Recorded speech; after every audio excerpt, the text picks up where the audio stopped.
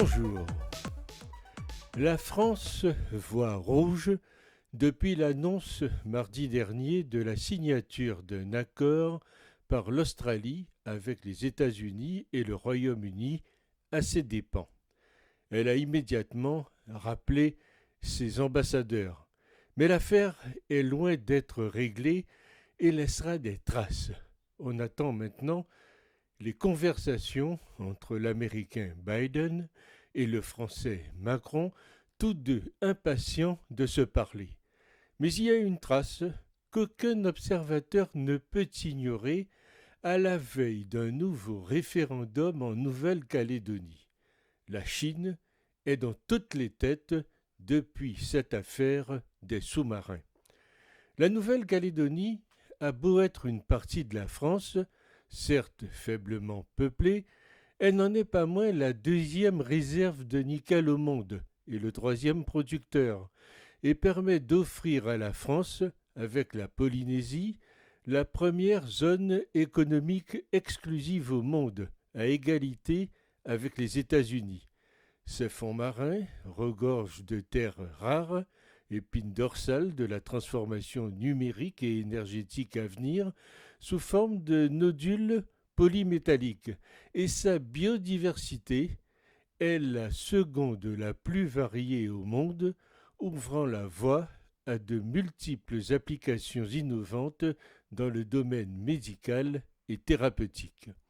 Mais la Nouvelle-Calédonie est physiquement éloignée de la métropole, 18 000 km, et se trouve de facto dans la zone de chalandise et surtout de convoitise de l'Asie et en particulier de la Chine qui, comme on ne le sait pas suffisamment, étend son jeu dans tout le Pacifique. Les Australiens ne s'y sont pas trompés d'ailleurs. Ils ont même commandé des sous-marins à la France, commande dont on connaît aujourd'hui l'issue, qui s'est seulement contenté d'empocher les commandes sans peut-être tirer la logique jusqu'au bout pour sa propre intégrité territoriale. Mais la poche gauche ignore souvent ce que fait la poche droite. Or, actuellement, la situation économique en Nouvelle-Calédonie est conjoncturellement à un bas étiage. La crise de la Covid-19, même si elle a été remarquablement gérée, contrairement à la Polynésie voisine, a fait des dégâts sur les comptes. Le quasi-arrêt du commerce international et de la production automobile mondiale ont amené l'usine de nickel du Sud, appartenant au groupe brésilien Vale, à rechercher un repreneur. Or, après qu'un conglomérat australien, suffisamment dissuadé, ait déclaré forfait, alors qu'aucun groupe français ne se soit porté candidat, bien que l'Airbus des batteries au nickel a été violemment abondé dans le plan de relance, allez comprendre, les Asiatiques déjà présents dans l'usine du Nord se démasquent et pointent déjà le bout de leur nez. L'indépendance, très logiquement, arrangerait bien leurs affaires, c'est un euphémisme. Le sujet s'est imposé dans le débat, comme dans les opinions publiques des autres pays de la région qui voient les chalutiers chinois vider leurs zones de pêche à mesure que leur étaient attribuées des licences, ou multiplier les projets d'infrastructures plus vaniteux qu'utiles au grand public au risque de tomber dans le piège de la dette. À tous, désormais, la Chine apparaît toute proche.